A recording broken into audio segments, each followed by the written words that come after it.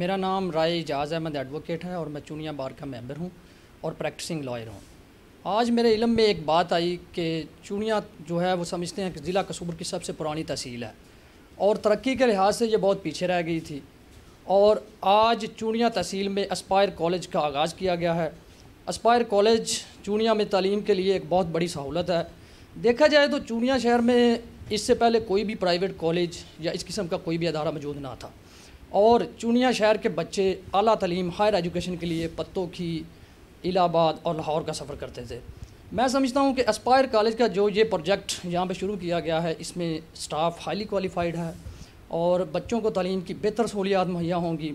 तो हमें चाहिए कि हम अपने बच्चों को यहाँ पर एडमिशन करवाएँ और इस सहूलत से मुस्तफ़ीद हो सकें।